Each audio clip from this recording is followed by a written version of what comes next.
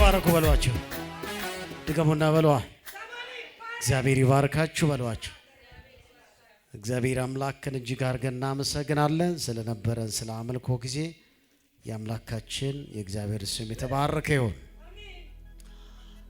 አሁን ቀጥታ የጌታ ቃል እንካፈላለን። ወደ ቃሉ እንሄዳለን። ና እንደዚህ በኋላ ስልፈል ትመጣለህ። መጽሐፍ ቅዱስ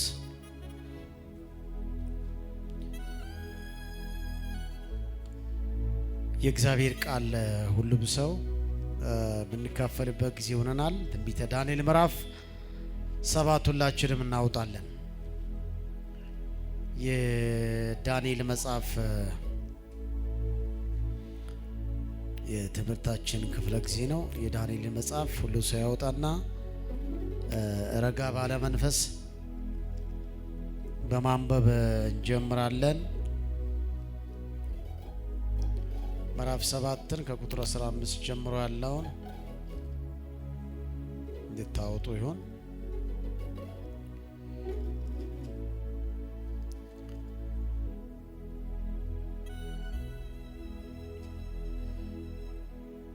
ምዕራፍ 7 ላይ ቁጥር 15 ጀምሮ ያለውን እንደዚህ ይላል። እኔ ያነበዋለሁ። እኔም ዳንኤል በመንፈሴ ታወክው፣ ያየሁትም ራእይ እጅግ አስጨነቀኝ። ከዚያም ከቆሙት ወደ አንዱ ቀርቤ የዚህ ሁሉ እውነተኛ ትርጉም ምን እንደሆነ ጠየቅሁት። እርሱም መለሰልኝ፣ የእነዚህ ነገሮች ትርጉም እንዲህ ስል ነገረኝ። 4ቱ ታላላቅ አራዊት ከምድር የሚነሱ መንግስታት ናቸው። ነገር ግን የልዑሉ ቅዱሳን መንግስታትን ይወስዳሉ፣ ለዘላለም ይይዙታል። አዎን ለዘላለም ይይዙታል። ከዚያም የሚያደቀውንና የሚበላውን የቀረውንም ሁሉ በእግሮቹ የሚረግጠውን የብረት ጥርሶችና የናስ ጥፍሮች የነበሩትን ከባቢሎን አራዊት የተለየና እጅግ አስፈሪ የሆነው 4ተኛውን አውሬ እውነተኛ ትርጉም ማወቅ ፈለጉ።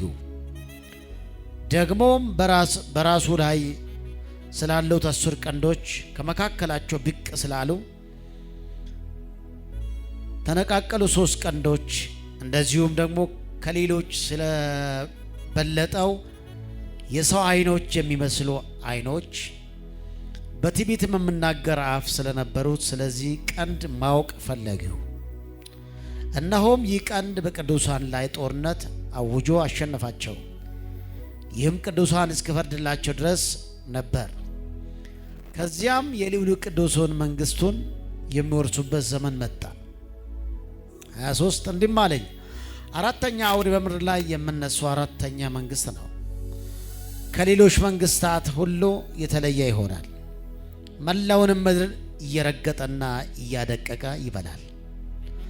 በ10 ቀንዶች ከዚህ መንግስት የሚወጡ 10 ነገስታት ናቸው። ከዛም በኋላ ከነሱ የተለየ ሌላ ንጉሥ ይነሳል። 3ቱን ነገስታት ያንበረክካል። በልዑል ላይ ያመፅ ቃል ይናገራል። የልዑልንም ቅዱሳን ያስጨንቃል። ለበዓላት የተመደበው ጊዜና ሕግንም ለመለወጥ ይሞክራል። ቅዱሳን ለዘመናት የዘመን እኩሌታው ለራሱ አሳልፎ ይሰጣሉ። ነገር ግን ፍርድ ዙፋን ይዘረጋል፣ ስልጣኑም ይወሰድበታል፣ ፈጽሞ ለዘላለም ይደመሰሳል። ከዛ ከሰማይ በታች ያለው መንግስታት ልዕልና፣ ስልጣንና ታላቅነት ለልዑሉ ሕዝብ ለቅዱሳኑ ይሰጣል። መንግስቱም የዘላለም መንግስት ይሆናል። ገዢዎች ሁሉ ያመልኩታል ይታዘዙታልም። የነገሩ ፍጻሜ ይህ ነው። እኔም ዳንኤል በሐሳቤ እጅግ ተጨነቅሁ፣ መልክም ተለወጠ እንጂ ነገሩን በልቤ ጠበቅሁ ይላል። ኢየሱስ ያድናል። በዚህ ምዕራፍ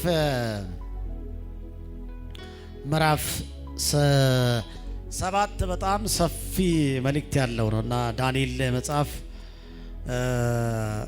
ቢያንስ 3-4 ክፍለ ጊዜ ወስዶብናልና የዳንኤል መጽሐፍ በጣም የሚገርም ነው። እንግዲህ በዚህ የዳንኤል መጽሐፍ ባለፈው እንዳየነው ስለ አውሬዎች፣ አራዊቶች፣ ቀንዶች ስታነሱ ምናልባት አንዳንዶች ግር ሊላችሁ ይችላል። ባለፈው ደጋግሜ ተናግሬ ያለው ዳንኤል ከምዕራፍ 1 ጀምሮ ምዕራፍ 7 ከ1 ጀምሮ እያየ የነበረውና ምዕራፍ 7 ቁጥር 15 አካባቢ ከመድረሳችን በፊት ያየናቸው የባቢሎን መንግስት አየን። ቀጥሎ የሜዶ ፐርሺያ መንግስት አየን። ከዛ ደግሞ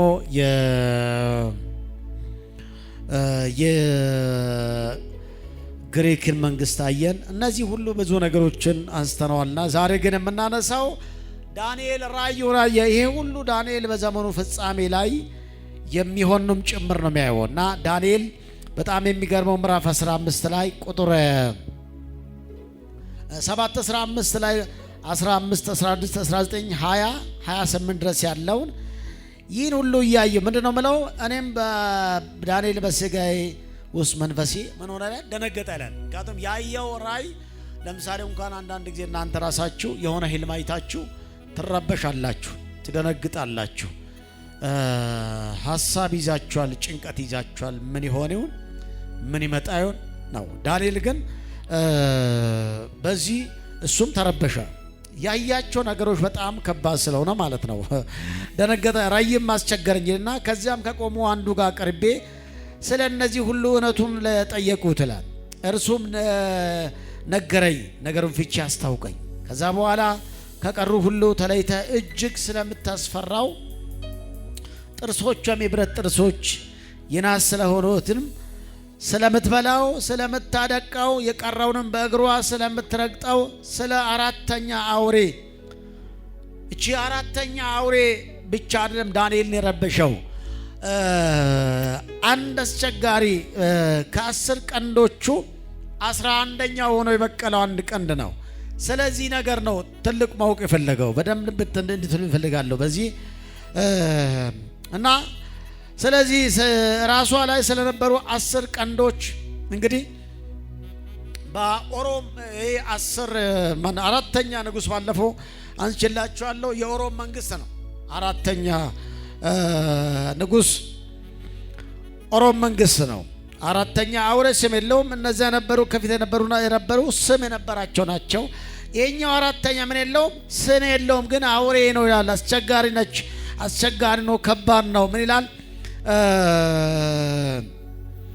የቀሩ ሁሉ ተለይታ እጅግ ስለምታስፈራው ጥርሶቿ የብረት ጥፍሮቿ የናስ ስለሆኑ ስለምትበላው ስለምታደቀው የቀረውን በእግሯ ስለምትረግጠው ስለ 4ኛ አውሬ በራሷም ላይ ስለነበሩ 10 ቀንዶች ይላል።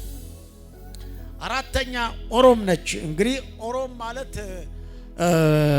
ባለፈው የተወሰነ ጊዜ አይተናዋል። ዓለምን በኃይል በስልጣን አጥቅቃ የገዘች የበለች የጋጠች መንግስት ነበረች። እንግዲህ በኦሮም ጊዜ ብዙ ክርስቲያኖች እንደነ ጳውሎስ እንደነ ጴጥሮስ ሰማዕታት ሆነዋል። ብዙዎች አልፏል። ለብዙዎቹ ክርስቲያኖች መሞት ምክንያት የነበረው መንግስት ነው።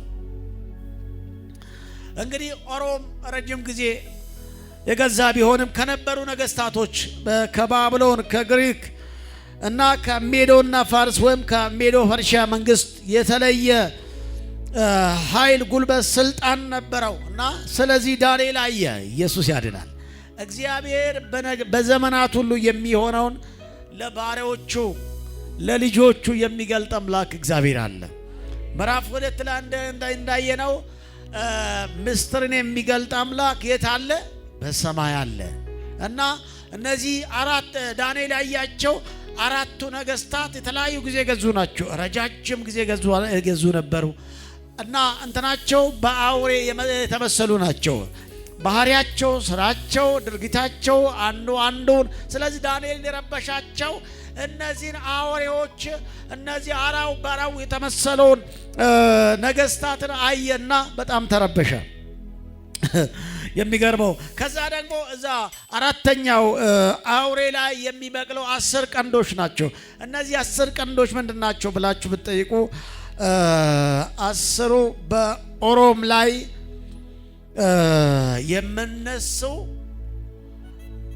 የአውሮፓ ህብረት ናቸው ተብሎ ይጠበቃል። 10ሩ ከነዛ ደግሞ ከዛ ከአውሮፓ ህብረት ደግሞ ቀጥለው 11ኛ ሆኖ የምነሳው ቀንድ ይላል ዳንኤል በጣም ያስቸገረው ከሁሉ በላይ በጣም ማወቅ የፈለገው ስለዚህ ስለ አንዱ ቀንድ ነው። 11ኛው የሆነው ያ ቀንድ አንቲክራይስት ነው። ስለ ተቃዋሚ የክርስቶስ ተቃዋሚ መንፈስ ነው ይሄኛው ቀንድ።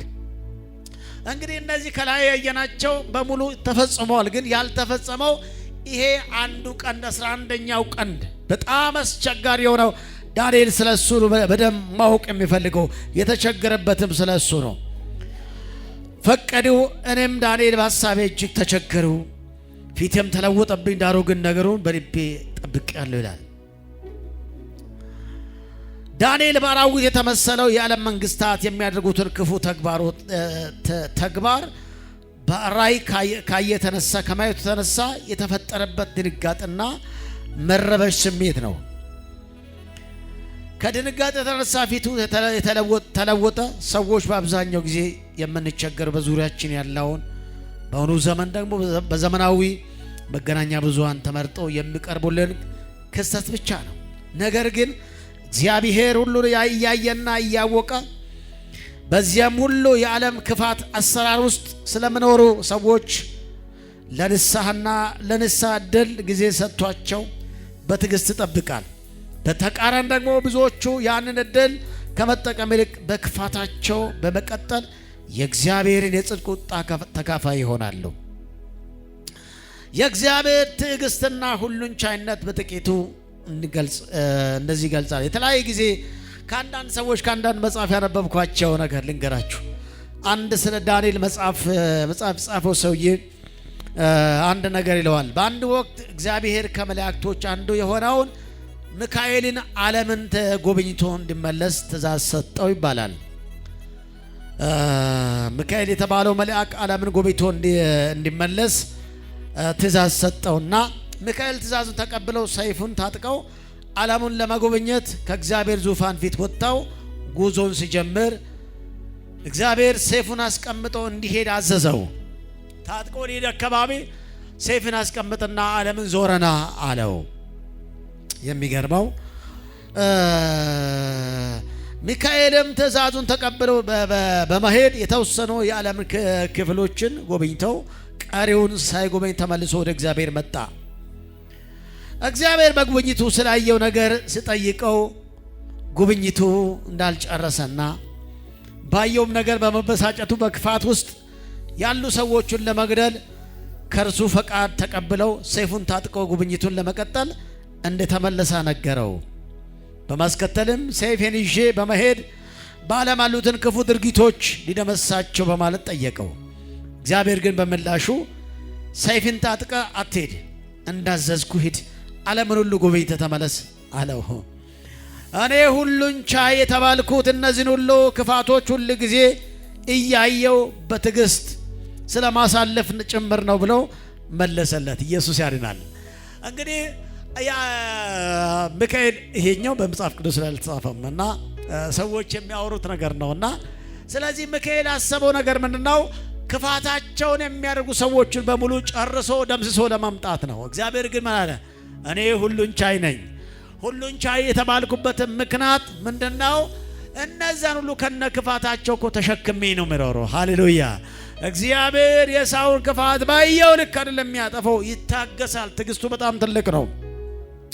እግዚአብሔር በጉብኝቱ ስላሳየው ነገር ስጠይቀው ጉብኝቱ እንዳልጨረሰ ከነገረው በኋላ እኔማ አጠፋቸዋለሁ ለማጥፋት ሄዳለሁ ታጥቄ ስል አይሆንም ሰይፍን አስቀምጠና ጉብኝተና ባለው ጊዜ በጣም የሚገርመው እግዚአብሔርን ትዕግስት፣ እግዚአብሔርን ኃያልነት እግዚአብሔር ዳንኤል ያየው ራእይ በጣም ትርጉሙ ያለው እንደሆነ ስለተረዳው ሁኔታው ስለተረበሸ ትርጉሙን ለማወቅ ፈለገ። በምዕራፍ 2 4 እና 5 ላይ ለዳንኤል እግዚአብሔር ከሰጠው ጥበብና ልዩ ችሎታ የተነሳ ለነገስታቱ ለጣይባን ያልተቻለው ህልምና እንቆቅልሽ ሲፈታ ግራ ለተጋቡት ነገር መፍትሄ በመሆን የቆየ ዳንኤል ግን በዚህኛው ግን ሲረበሽ ታዩታላችሁ። በጣም ትርጉሙ ለመጠለትም ዳንኤል በድንጋጤ ውስጥ እንዲሆንና ስሜቱ እንዲለዋወጥ ምክንያት የሆኑ ነገሮች አንደኛው በተግባራቸውና በባህሪያቸው በአራዊት ተመስሎ የቀረቡ የአሕዛብ መንግስታት ነው። ትልቁ ነገር አንደኛው ነው። እነዚህ ምን ጨካኝ መንግስታት ናቸው? ምን አይነት ጨካኝ መሪዎች ናቸው? በእግዚአብሔር ሕዝብ ላይ እያደረሱ የነበረውን ጥፋት ስለተረዳ ሊሆን ይችላል። ምክንያቱም አስቀድመው የአሦርና የባቢሎን መንግስታት በእስራኤል በይሁዳ ያደረሱትን ጥቃት ስለሚያውቅ በጣም ውስጡ ተረበሻ። ያያቸው እነዚህ ሰዎች እነዚህ ነገስታት በአውሬ የተመሰሉ ናቸው። ድርጊታቸው፣ ጭካኔያቸው፣ መጨፍጨፋቸው፣ አንዱ አንዱን ጥሎ ማለፋቸው በጣም አሳዝነውታል። ሁለተኛው በራእዩ ውስጥ ያየው የሚሳደብና በትዕቢት የሚናገር አፎች ያሉት በሰማይ አምላክ ላይ ቃልን ስለምናገረው ነው። ሁለተኛው በጣም በአምላክ ጭምር ክፉ ቃል የምናገር አምላክን የሚሳደብ አውሬ ስላየው ቀኑን ስላየው ነው አንዱ የተረበሸው። የእግዚአብሔር ሕዝብ ቅዱሳን ለማጥፋት የሚዋጋ ሕጎችን ሁሉ ለመለወጥ ሌላ ሕግ ለማውጣት የሚያስብና የትንሹ ቀንድ ጉዳይ ነው አንዱ ያስጨነቀው። ይሄ ትንሹ ቀንድ ምን ያደርጋል ይላል? በአምላክ በእግዚአብሔር ላይ ስድብ እናገራል፣ አምላክን ይሳደባል የሚል ነው። በዓለም መጨረሻው ላይ ትዕቢተኛ ነው፣ አምላክን ጭምር ይሳደባል። ይኸው መጽሐፉ ይለናል እኮ መጽሐፉ እኮ እዚሁ 15ኛው ላይ እኮ ይለናል። እርሱም መለሰል እነዚህ ነገሮች ትርጉም እንዲህ ነገረኝ። መንግስታት ማነው? አራት መንግስታት ናቸው ካለ አራዊቱ አራቱ ታላላቅ አራዊት እኮ ከምድር የሚነሱ መንግስታት ናቸው። ነገር ግን የልዑል ቅዱሳን መንግስት ይወስዳሉ፣ ለዘላለም ይዙታል።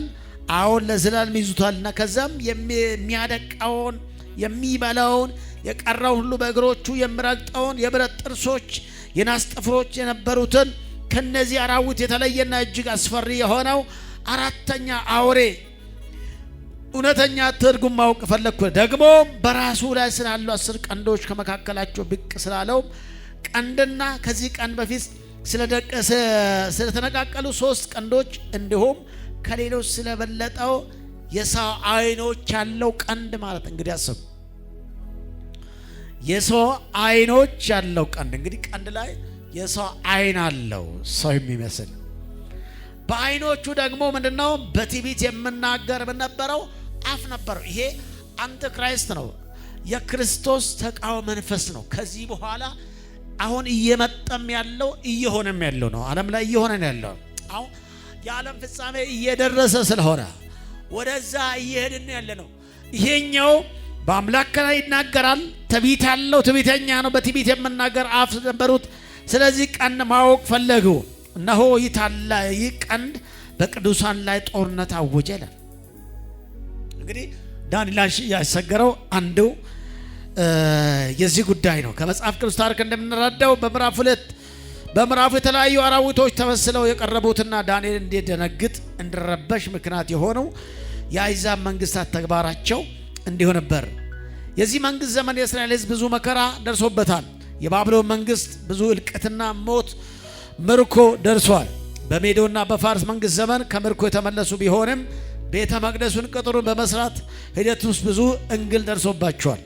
በግሪክ መንግስት ጊዜ ከምርኮ የተመለሰ እስራኤል ብዙ ስደትና መከራ ደርሶበታል። በሮም መንግስት ጊዜ ደግሞ የእስራኤል ሕዝብ ቅኝ ከመገዛቱ በፊት ከመጨቆን በተጨማሪ የመሲሁ መገደል፣ የቤተ መቅደስ መፍረስ፣ ብዙ የአገልጋዮች መሞት ሁሉ በዚህ ጊዜ ደርሶበታል። ታዲያ ዳንኤል በእነዚህ ነው ሲረበሽ የከረመው እና ታዲያ ዳንኤልም ካደ በማነው ራእዩ ከፈጠረበት ድንጋጤ፣ ግራ መጋባትና መረበሽ ስሜቶች የተነሳ ስለ ራእዩ የበለጠ ለማወቅ በመፈለግ በአጠገቡ ቆሞ ለነበረው መልአክ ለአንዱ የሚከተለውን ጥያቄዎች ይጠይቃል። ዳንኤል አንዱ መልአክ እሱ እንግዲህ ባለፈው እንደነገርኳችሁ እንዳነበብነው እነዚህን አራዊቶቹን ካየ በኋላ የእግዚአብሔር ዙፋን አየ፣ ሰማይን አየ፣ በዘመናት የሸመገለውን የጥንቱን የጠዋቱን እግዚአብሔርን አየ፣ ዘላለማዊነቱን አየ። ሲቀጥል ደግሞ የሰው ልጅ የሚመስል የምለውን ደግሞ አየ።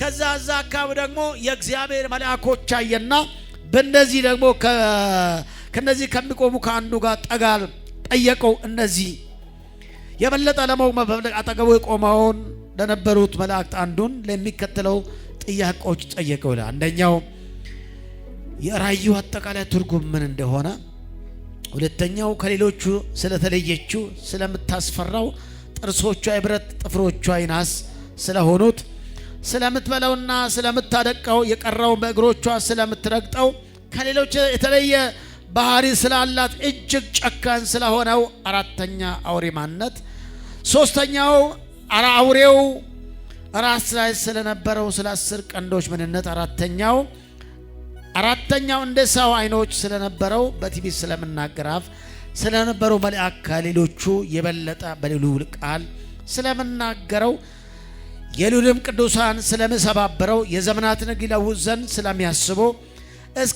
እስከ ዘመናት እኩሌታ ድረስ ዘመን በእጁ ስለሚሰጠው ትንሹ ቀን ለማወቅ ጉጉት አድሮበት ጠየቁ ይላል። ኢየሱስ ያድናል። እንግዲህ እነዚህ ነገሮች እያነበባች ስትሄዱ ትልልቅ ትርጉሞች አሏቸው። ግን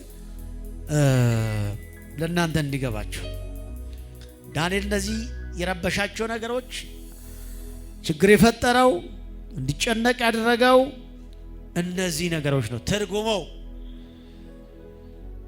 ስለ እነዚህ ጥያቄዎች የተሰጠው ምላሽና ማብራሪያ ከላይ እያንዳንዱ ምሳሌ ስር ለመግለጽ ተሞክሯልና መልአኩ ዳንኤል ለጠየቀው ጥያቄ መልስ ከሰጠ በኋላ ትኩረቱን የአሕዛብ መንግስታት በእግዚአብሔር ሕዝብ ላይ በሚያደርሱት መከራ ላይ ሳይሆን በሚመጣው መሲህ ላይ እንዲያደርግ በፍጻሜ ዘመን ስለሚሆነው አስታወቀው። ኢየሱስ ያድናል። መልአኩም ያሳወቀው ነገር በዓለም ፍጻሜ የእግዚአብሔር ፍርድ እንደሚሆን፣ መንግስትም ግዛት ከሰማይ ሁሉ በታች ላሉ መንግስታት ታላቅና ለልዑሉ ቅዱስ ሕዝብ እንደሚሰጥ ሃሌሉያ ይናገረዋል። እና በቦስ የተወሰኑ ቁጥሮችን እያነበበን እንቀጥል።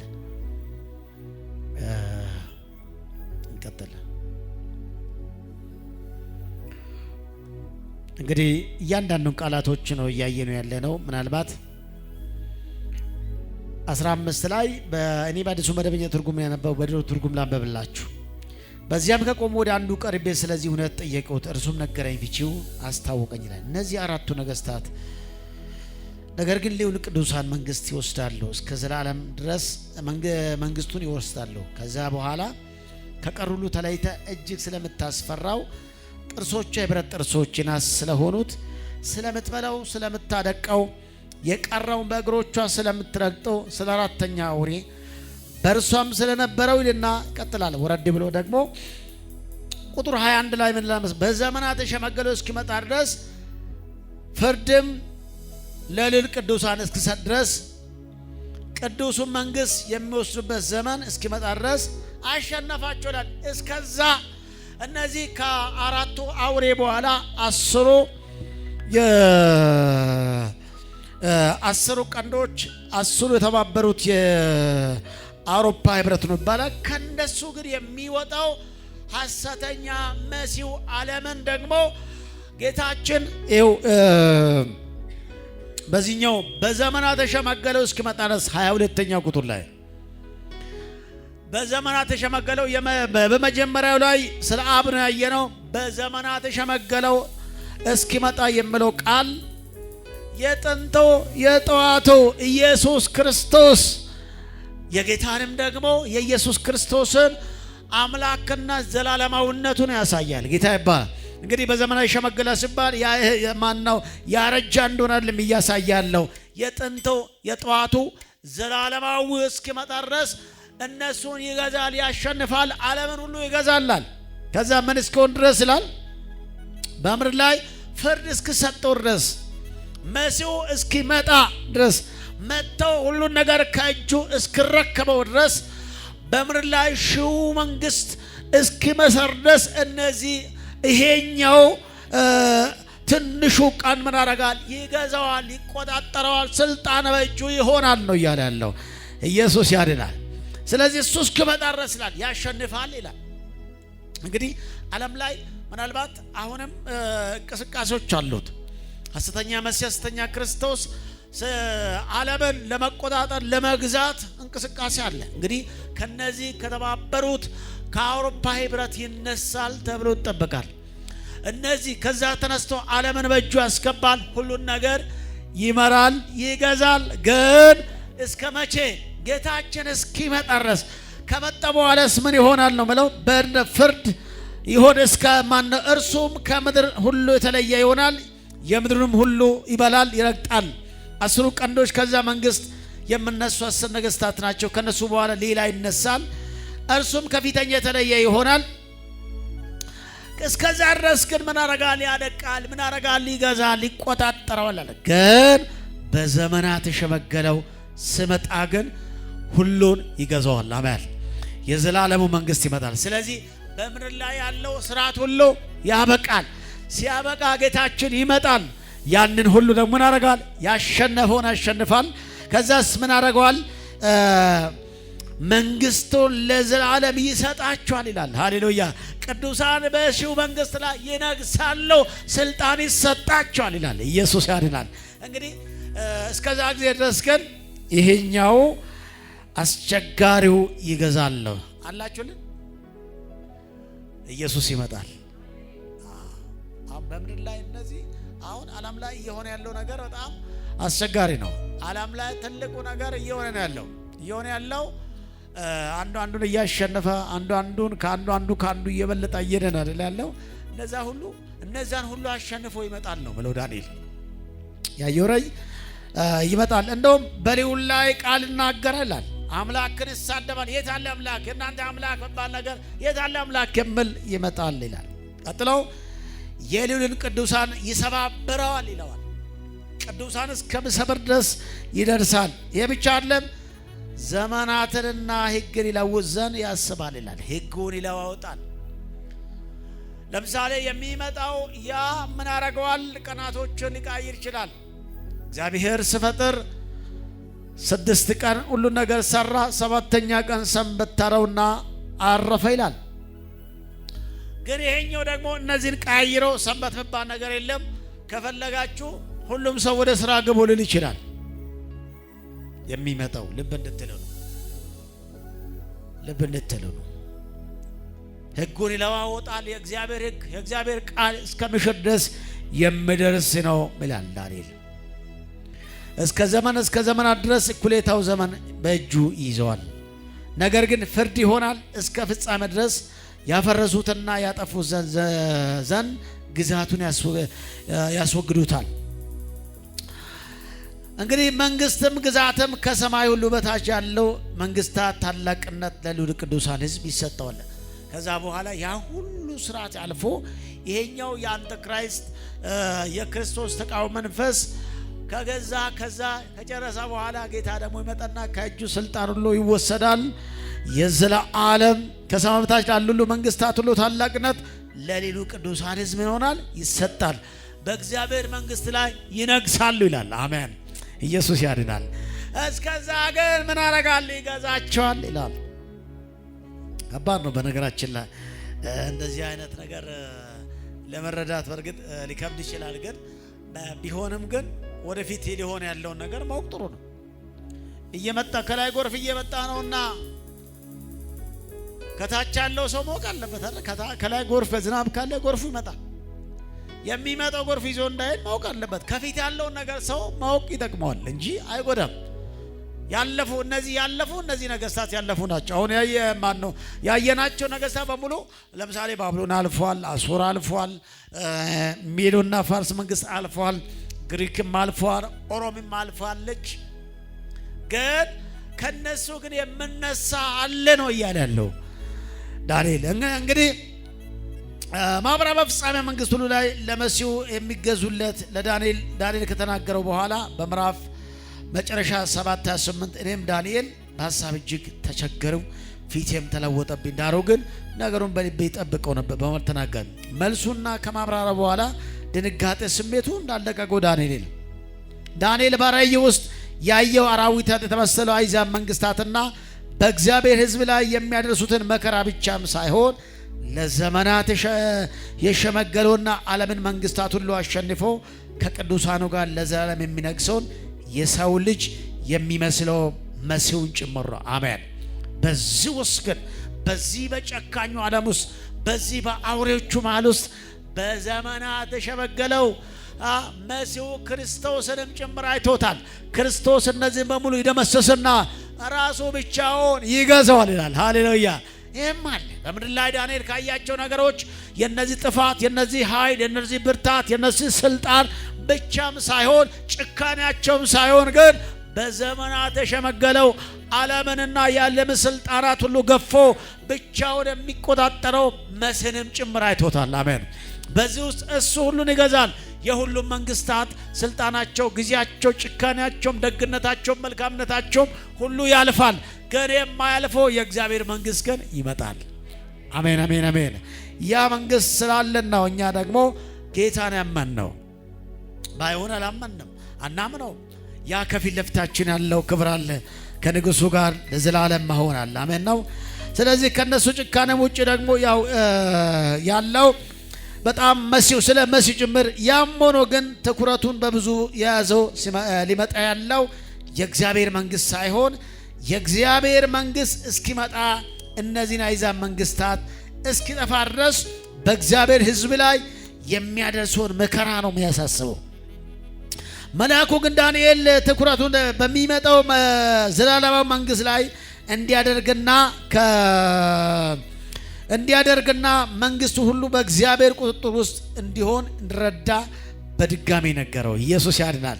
እነዚህ ሁሉ ጭካኔያቸው፣ ክፋታቸው ሁሉ ያልፍና ነገር ግን የእግዚአብሔር ትልቁ መንግስት ይመጣል። አሜን። ሺው መንግስት ይመጣል። ሲቀጥል ዘላለሙም ይመጣል። እስከዛ ግን ድረስ በምድር ላይ እየሆነ ያለ ሁሉ ይሆናል። ዓለም አሁንም ነውጥ ላይ ነች። አንዱ ይነሳል፣ ሌላ ይሆናል።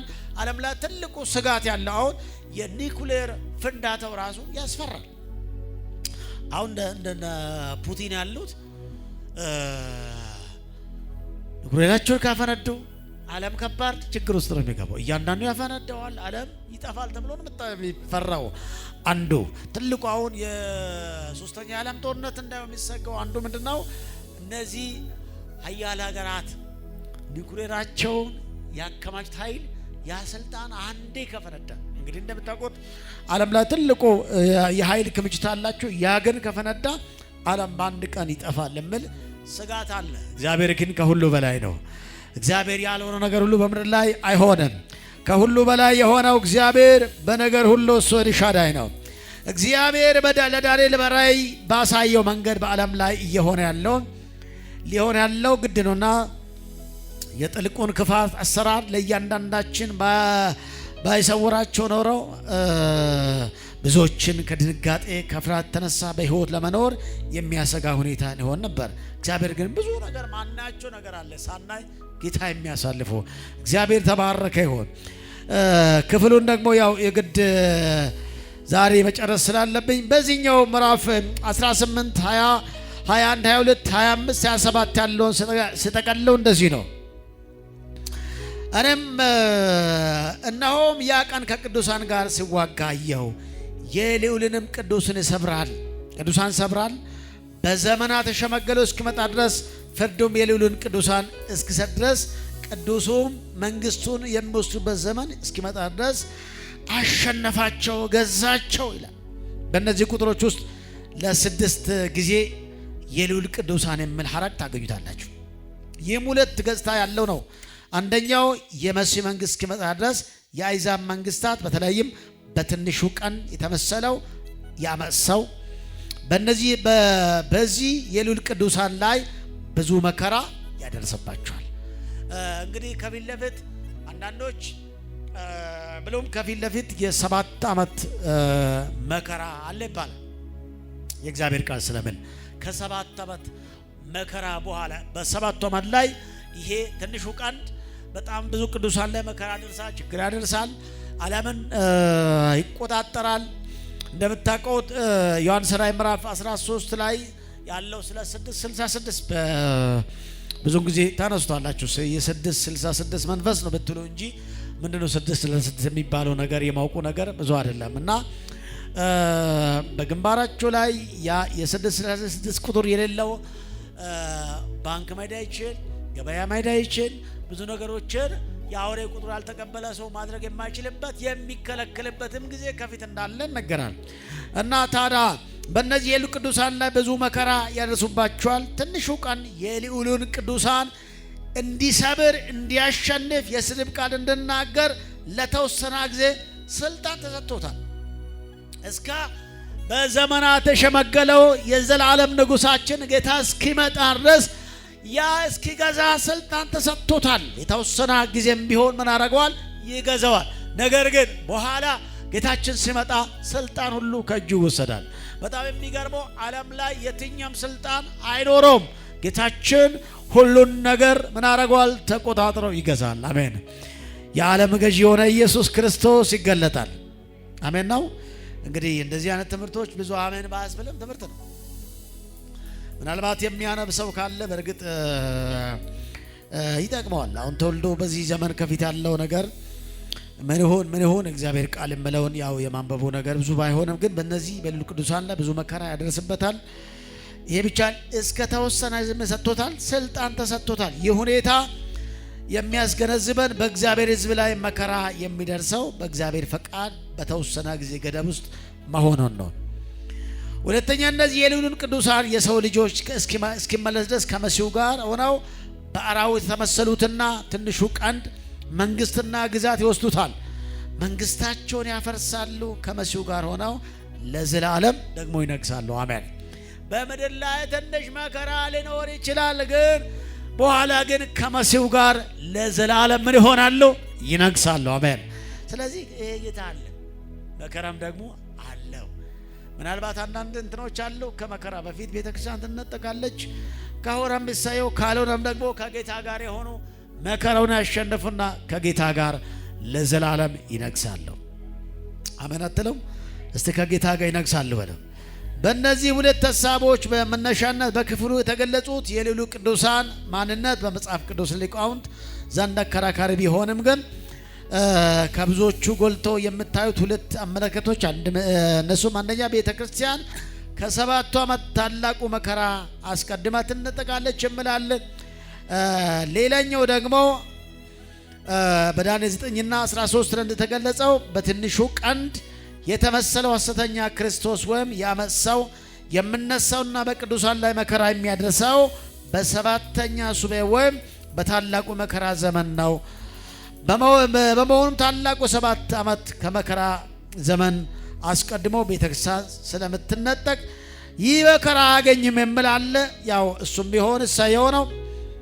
በታላቁ 7 መከራ ዘመን ድንዛዜያቸው ሊወገድ ንስሐ በመግባት ብዙ ሰው ወደ መሲሁ ወደ እስራኤል ሕዝብ ይሆናል የሚባል ነገር አለ። ስለዚህ ምን ልላችሁ ነው በጭሩ በእነዚህ ዳንኤልን የረበሻቸው ያስጨነቃቸው ግራ ያጋባቸው የነዛ ጉዳይ አሳሳቢ ሆኖ የነበረው የዚህ ጉዳይ ነው። ታዲያ እኛም ደግሞ ምንድነው ከዚህ የምንነስተው ብለን ብናስበው የዳንኤል አምላክ ዛሬም የኛ አምላክ ነው። አሜን ነው ወይ? ምስጢር ገላጭ ከፊት ያለውን ሊሆን ያለውን ሊመጣ ያለውን ሁሉ ነገር ፍንትው አድርጎ አሳይቶናል። ጌታ ይባረክ። መሲሁ ጌታ እስኪመጣ ድረስ በዓለም ላይ እየሆነ ያለው ይሆናል። ከጌታ ጋር የጠበቀው ግን ከመሲህ ጋር ይነግሳል። አሜን። ምናልባት አሁን ዛሬ እንደተጀመረው አሁን በአውሮፓ በእነ አሜሪካ በተለያዩ ሀገራት ደግሞ ያው ከስር ከስር እየሄደ ያለው አሰራሮች የ666ቱ የሐሰተኛ ክርስቶስ እንደውም አሁን የእቺ ማይክሮቺፕስ የምትባለው የሩዝ ፍሬ የምታክል በክንዳቸው ላይ ወግንባራቸው ላይ ካልተቀበረ ሰው ባንክ መግባት አይችል፣ መነገድ አይችል። የትኛውም ፋይል ምኖረው በሱ ውስጥ ነው። እና ታዲያ ይሄን ደግሞ ያልተቀበለ ሰው የሚባል ነገር እየመጣ ነው ያለው። ወደፊት እየመጣ ነው ያለው። አሁን ትክክለኛ ክርስቲያን ሁሉ የሚለይበት አደገኛ ጊዜ እየመጣ ነው ያለው። ለዚህ ደግሞ ከወዲህ ምንድነው መሆን አለበት? መከራ መንፈስ ወጋው እንድትለው አይደለም፣ የሚወጋ አይደለም። ይሄ እግዚአብሔር አስቀድሞ ተናገረው ያመሰው ሊገለዘን እየተገለጠ ነው ያለው። ብዙዎች እየሰራ ነው ያለው ሐሰተኛ አመፀኛው ሐሰተኛ ክርስቶስ ዓለምን እየገዛ እየተቆጣጠራቸው ነው ያለው። አሁን እንደምታውቁት በተለይ ባደጉ አገራት ላይ የ666 አሰራ ብቻም ሳይሆን የአምላኩን ሕግ የሚለውጥ ለምሳሌ ሴትና ወንድ ጋብቻ የተፈቀደ ነው ያለው። ይሄ ከጌታ አይደለም። አሁን ዓለም ላይ ምን ችግር አለው? ፍቅር ነው። ይሄ ማን ነው ሆሞሴክሹዋል የሚባለው ወንድ ከወንድ ጋብቻ የሚባለው ፍቅር ነው እግዚአብሔር ተብሎ ነው የተጀመረው። እግዚአብሔር ፍቅር እንጂ እግዚአብሔር ጥላቻ እንጂ የሚጠላው እግዚአብሔር ፍቅር ነው። ፍቅር ይወዳል እግዚአብሔር እና ፍቅር ነው እግዚአብሔር ተብሎ ተጀመረው። አሁን ብዙዎችን እያሸነፈን ያለው በኢትዮጵያም አንዳንዶች እንግዲህ አንዳንድ ቤተክርስቲያናት ከነዛ ጋር ህብረት እያደረጉ ነው የሚባል ወሬዎች አሉ። አዎ ለምን ካለን ሰው ወዴት እየሄደ ነው እንድታስቡ የጥልቁ መንፈስ እየሰራ ነው ያለው። የዳናውንም ያመናውንም እስኪያስት ድረስ ብዙዎችን እየለወጠ ያለበት ሁኔታ አለ። ሐሰተኛ ክርስቶስ እየመጣ ነው ያለው። የመጨረሻው የሱ ግዛት ይሆናል። ዓለምን መንግስታት በሙሉ ያሸንፋል፣ ይቆጣጠራል። ከዛ በኋላ እሱ ደግሞ ጌታ ሲመጣ ለቆ ይሄዳል። አሜን። ከዛ በኋላ የሺው መንግስት በምድር ላይ ይመሰረታል። ጌታችን ይመጣል። አሜን። እስከዛ ድረስ ግን ዳንኤልን አስቸገረው። እነዛ ነገስታት አሁን ቅድም ያየናቸው ባለፈው ያየናቸው እነዛ ነገስታት በሙሉ ምን ሆነዋል? አልፏል። ግን እቺ ትንሿ ቀን ግን አሁንም አለች፣ ከፊትም አለች፣ ይቀጥላል ነው። አሁን ያልተፈጸመ እነዚያ ሁሉ የባቢሎን መንግስት ተፈጽሟል። የሜዶና ፋርስ መንግስት ሜዶ ፐርሺያ መንግስት አልፏል። ሲቀጥል ደግሞ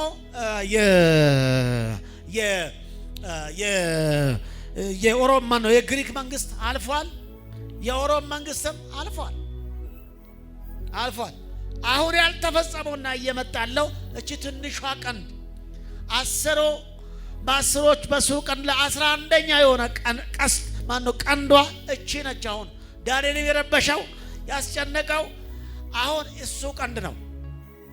ይሄኛው ቀን ሐሰተኛ ክርስቶስ ዓለምን በሙሉ እንዲቆጣጠር ተወሰነ ስልጣን ሰጠዋል።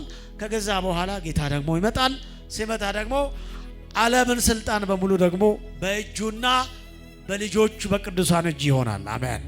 ኢየሱስ አለ። ጌታ የተባረከ ይሁን። ከዛ ያኔ ነገሮች ሁሉ ያበቃል ማለት ስልጣን ሁሉ የምድር ስልጣን በሙሉ ያበቃል። ጌታ ኢየሱስ ይመጣል። አሜን ነው። ሁሉ ነገር ሲያልፍ በዘመናት የሸመገለው የዘላለሙ ንጉሳችን ኢየሱስ ይመጣል። ኢየሱስ ሲመጣ ለዘላለም ከሱ ጋር እንሆናለን። አሜን ነው። እስቲ ከጌታ ጋር የሚሆን ሰው አለ? አዎ። ታዲያ እኛ በምድር ላይ አሻሽወናጫችሁ በእንድናልፍ ብቻ አይደለም እኮ የከበረው ሕይወት አለ ከጌታ ጋር። የከበረው መንግስት አለ ከጌታ ጋር። የዘላለም ሕይወት አለን ከጌታ ጋር። ስለዚህ በዚሁ በትንሹ በዚሁ ነው የምንጨርሰው ማለት ነው። በወር የተመሰለው መንግስታት እነዚህ ነገሮች ሁሉ ደግሞ ያልፈና ቤተክርስቲያን የምትነጠቀው ከ7 ዓመት መከራ በኋላ ነው ከሚል አመለካከት የመነጨ ነው። በአዲስ ኪዳን ቅዱሳን የሚል መጠሪያ ደግሞ ተሰጠው። ኢየሱስ ክርስቶስ በሰውና በእግዚአብሔር እንዲሁም በሰውና በሰው መካከል የነበረው ጥል ግድግዳ በሞቱና በትንሣኤው አፍርሰው ከአይሁድና ከአሕዛብ ነገድ ቋንቋ አንድ በማድረግ አካሉ ላደረጋት ቤተክርስቲያን ነው። አሜን ወይ? በቤተክርስቲያን በመሆኑ ከእስራኤላውያን ድንዛዜ ሊወገድ አሁን ግን ቁጥሩ እጅግ የበለጠ ንስሐ በመግባት መሲሁን በማመን ወደ አካሉ ይጨመራለው እንጂ እስራኤል ብቻዋን የመታየት እድል የላትም። የሁለቱንም አመለካከት ዝርዝር ሁኔታ ያው በዚህ ሁኔታ እንትን ለማድረግ መንችልም ራይ ላይ በወደፊት ደግሞ ስንቀጥል በደንብ የምናየው ይሆናል። ስለዚህ በዚህ ዛሬ የምትመለከቱት ነገር ምንድነው? ትንሹ ቀንድ ላይ ትኩረት አደረግንበት።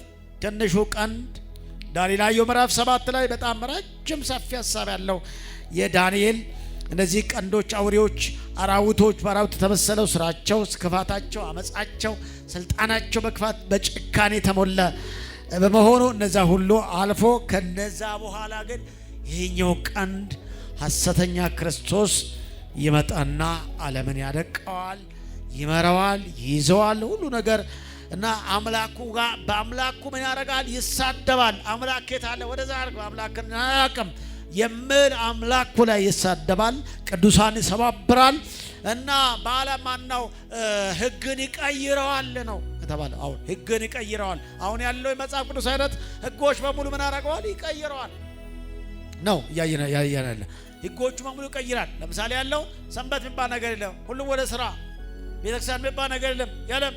ያመለም ሊመጣ ይችላል። ስለዚህ ለተወሰነ ጊዜ እነዚህን በመቀያየር የሚሰራ ይሆናልና ከዛ በኋላ ግን መሲሁ ኢየሱስ ይመጣል። ስልጣን ከእጁ ይወሰድበታል። ለኢየሱስና ለቅዱሳኑ ይሆናል። ለዚህ ጌታ ጨብጭብና እንጨርስ። አምላካችን እግዚአብሔር የተባረከ ይሆን። ዳንኤል መጽሐፍ በትንሹ ምዕራፍ 7ን በዚሁ እንጨርሳለን። እንግዲህ ከዚህ ከዳንኤል ምዕራፍ ከ7ቱ በጣም ብዙ ነገር እንደተማርንበት አይተናል። በዚህ ውስጥ ግን ሁለቱ ትልልቅ ነገር የነገስታት ዘመን አልፎ ግን በዚህ አንድ ትልልቅ ነገሮች አይተናል። በዘመናት የሸመገለውን አብን አይተናል፣ ወልድንም አይተናል። አሜን አሜን። እነዛ ስልጣናቸው ምንም እንኳን የፈለገ ኃያሎች እንኳን ቢሆነው ለጊዜ እንደነበረና የእግዚአብሔር ስልጣን ግን ለዘላለም እንደሆነ አይተናል። አሜን ነው ወይ? ስለዚህ አምላካችን ስልጣኑ ኃይሉ ዛሬም ለዘላለም እየገዛ የሚኖር ብቸኛ ገዢ እሱ እንደሆነ ስላየን አምላካችን ዛሬም በዙፋኑ ላይ አለ፣ አልተለወጠም፣ አላረጀም። ባላችሁ በቁሙና አጭር ጸሎት ጸልያን እንጨርስ። አባትና አምላክ ሆይ ስለ ቃልህ ስለ መንፈስህ እናመሰግናለን። ጌታ ኢየሱስ ሆይ ካንተ ጋር የምንቀጥልበትን ካንተ ጋር ጌታ ሆይ ሐሰተኛ ክርስቶስ አንተን ጌታና አባት ሆይ የሚያስት ካንተ ጋር ህዝቡ እንዳይቀጥል የሚያደርግ እንኳን በኖርም ቅዱሳን ግን አንተን ያመነ ሰው ካንተ ጋር የሚቀጥልበትን ኃይልና ጥበብ እንድሰጠው ጸልያለሁ። ጌታ እግዚአብሔር አምላክና አባት ሆይ ቃልህ ሕያው ነው። ዛሬም በዳንኤል ዘመን የሰራ በእኛ ዘመንም እየሰራ ያለው እነዛ ነገስታት አየን፣ ሁሉም አለፉ። ምንም እንኳን ጠንካራ እንኳን ቢሆኑ ኃይል ያላቸው፣ ጉልበት ያላቸው፣ ገንዘብ ያላቸው፣ አቅም ያላቸው ረጅም ዘመናት እንኳን የመሩ እንኳን ቢሆኑም እነሆ አለፉ። አንተ ግን ያው አንተ ነህ። አሜን አሜን አሜን። ሁሉም ወደቁ፣ አንተው ግን ያው አንተው ነህ። ሃሌሉያ። ሁሉም አልፎ ረጅም የገዛ ዓለምን ያርበደበደው ዓለምን ያሰቃየው ያ ስርዓት ሁሉ አለፈ። አሁንም ያለው በምድር በዓለም ላይ ያለው ሁሉ ያልፋል። የማታል ግን የዘላለም ንጉሳችን አንተ አለ። ሁሉ ያልፋል፣ አንዱ በአንዱ ይተካል። አንተ ግን በማንም አትተካ። ለዘላለም ያለ ንጉሳችን ስምህ ይባረክ። ለቅዱሳን መልካም ይሆን። በተማረው ቃል ጸንተን መቆም ይሆንልን። ጌታ ኢየሱስ ሆይ ሐሰተኛ መሲህ ሐሰተኛ ክርስቶስ ወደዚህ ዓለም እየመጣ ብዙዎችን እያሳተ ባለበት እንዳንስት ካንተ ጋር ትክክለኛ ሕይወት ይዘን እንድንቀጥል ዘንድ ጸጋ ይብዛልን። አንተን የሚያስክድ የማያምን ልብ እንዳይኖር ካንተ ጋር መቀጠል ይሆንልን። ለዘላለም ካንተ ጋር መኖር ይሆንልን። ከሚያስትና ካንተ ጋር ከመንገድ ጌታው ፈቀቅ ከሚያደርግ ከጨለማ ጠብቀን። ወደዚህ የመጡ ቅዱሳን ቤታቸውን ጠብቅ፣ ኑሯቸውን ጠብቅ፣ በሚያስፈልጋቸው ሁሉ እርዳቸው። ሰላምና ጸጋ ይብዛላቸው። የነሱ የሆነ በሙሉ የተባረከ ይሁን። ወደ ቤተ ክርስቲያን አንተን ለማምለክና ለቃል የሚመጣ ሕዝብ ሁሉ የተባረከ ይሁን። ክብር ሁሉ ለአንተ ይሁን። መልካም ይሁንልን በኢየሱስ ስም። አጨብጭቡ ለጌታ ክብር።